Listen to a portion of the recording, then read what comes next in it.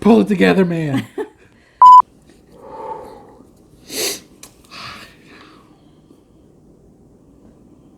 Well, thanks for the...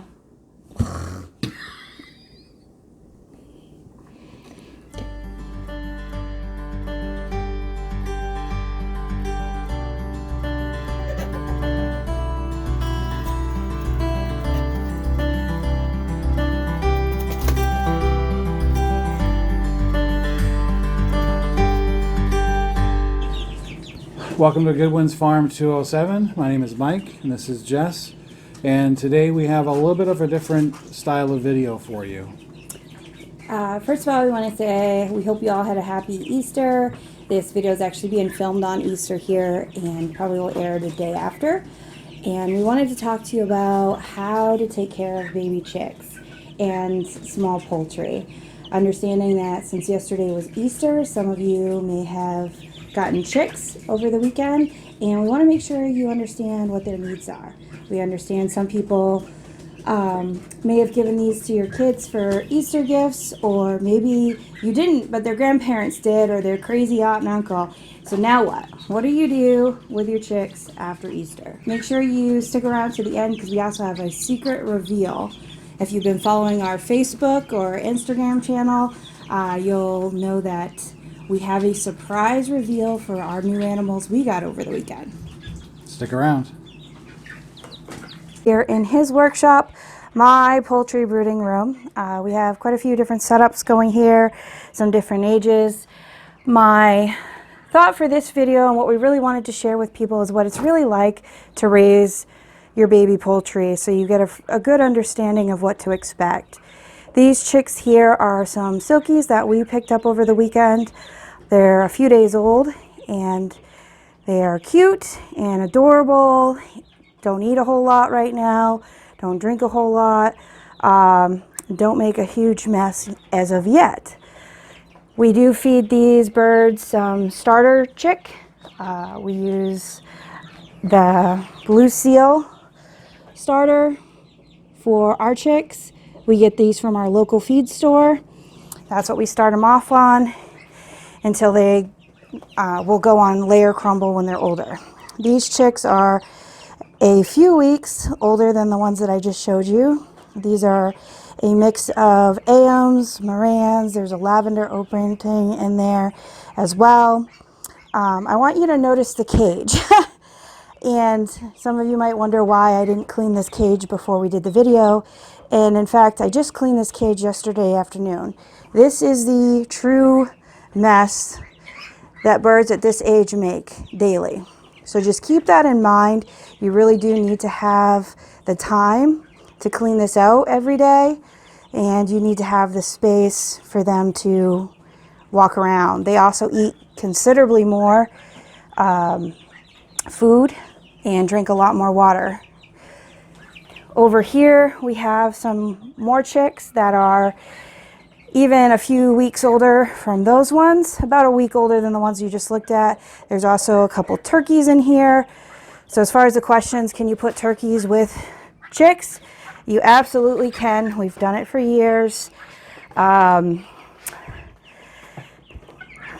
Over here we have some Morans, some Wyandottes, some Jersey Giants, some Brahmas. And again, as you can tell, they make a big mess daily. So, and they eat a lot more at this age. These ones are just about completely feathered out, and in fact, if the weather was warmer, these ones would be moved out already. But unfortunately here in Maine, it's still very cold, so we want to make sure that they are completely ready to make that transition. They've been off heat for a week and a half, 2 weeks now. We're just waiting for it to warm up a little bit, and a few of them to fill in some bald spots before we move them out. The other kind of poultry maybe you got over the weekend was ducks, because they're cute and they're yellow and they're cuddly and you can keep them in your bathtub, right? Not so much. So here are some ducks that you would get at a feed store, like Tractor Supply or whatever your area is. And again, these guys were just cleaned out yesterday, and you can see the big mess that they've made. The other thing to note with these guys is they're only a few weeks old. They actually were little teeny tiny and could fit in the palm of my hand when we brought them home. And this is how much they've grown in just a few weeks. So the big thing here is make sure you have room for whatever poultry you plan on bringing home. Make sure you have a safe space for them. If you have dogs or cats or other animals, make sure you're set up to feed and water them. You're able to check on them several times a day to make sure that they have feed and water as well. These ducks we actually feed game feed. Again, we pick up right at our local feed store. It's just a multi-flock that we give to our ducks as well. As you can see, it doesn't take very long for things to get a little bit out of hand if you're not used to dealing with poultry.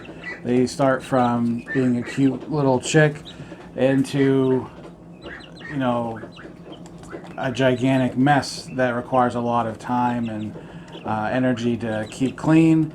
And you know, if they were purchased for your kids, they will probably lose interest at that point when it stops being fun and starts being more work. But there is a reward if you stick to it. Yeah.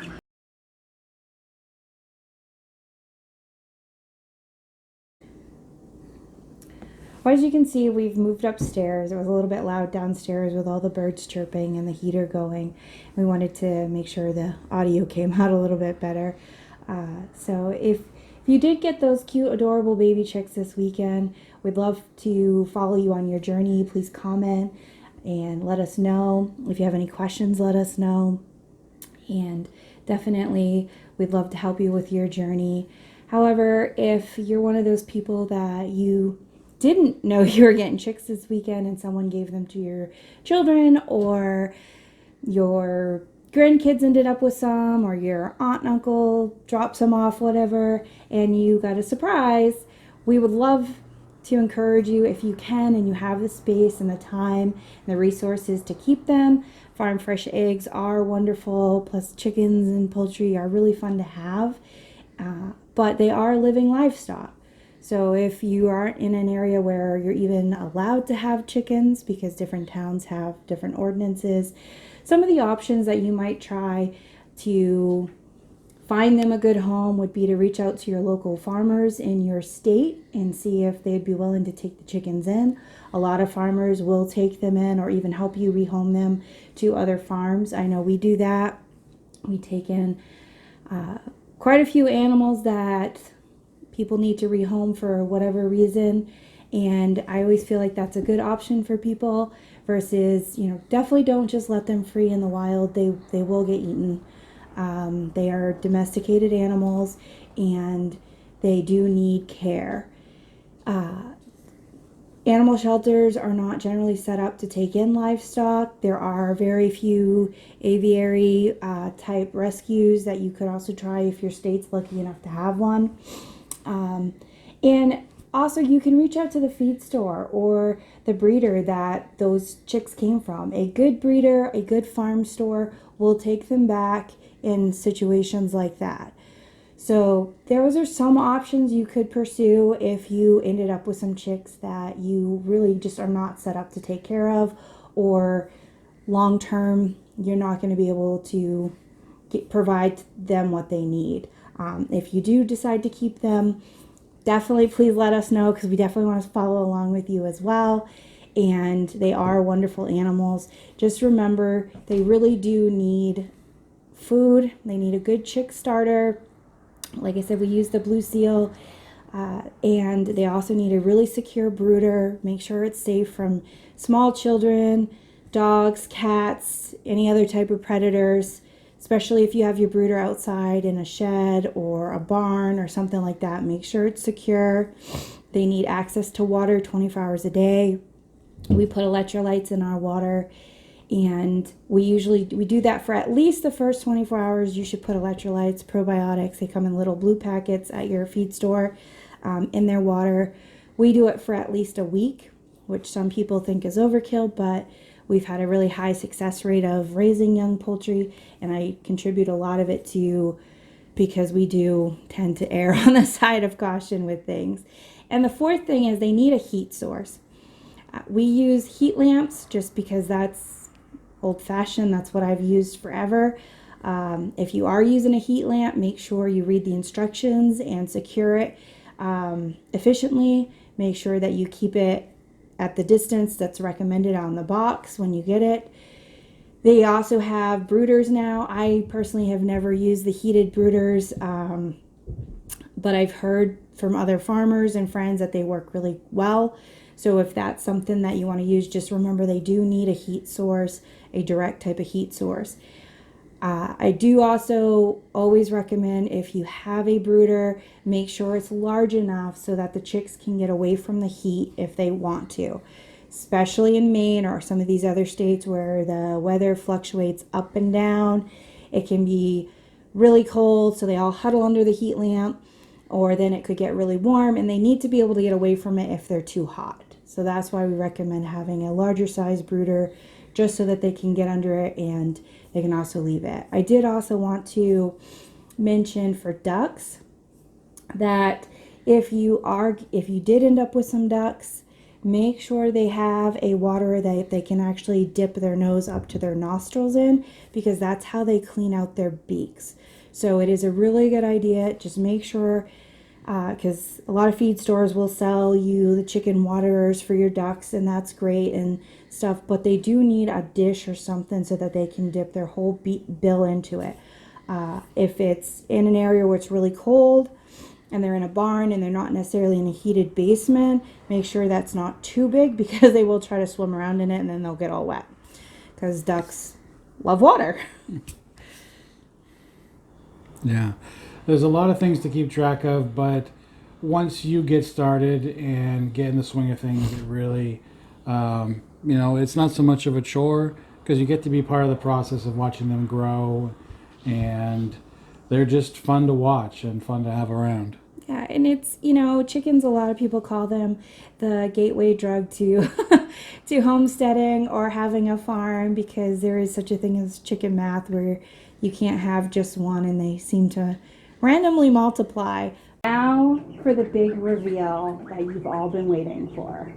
Any last guesses? Go ahead and comment below as Michael pulls the cover off, so you can see what we got this weekend.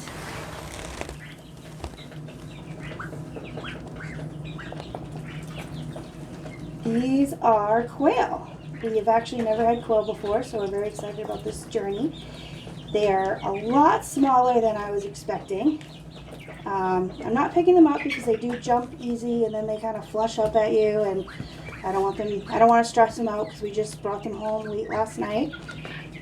But we're very excited. Stick around our channel. We will be building them a habitat. Definitely stay tuned for that. Make sure you hit the like and subscribe button. Go ahead and click the notification button too, so you are notified when we do post new videos.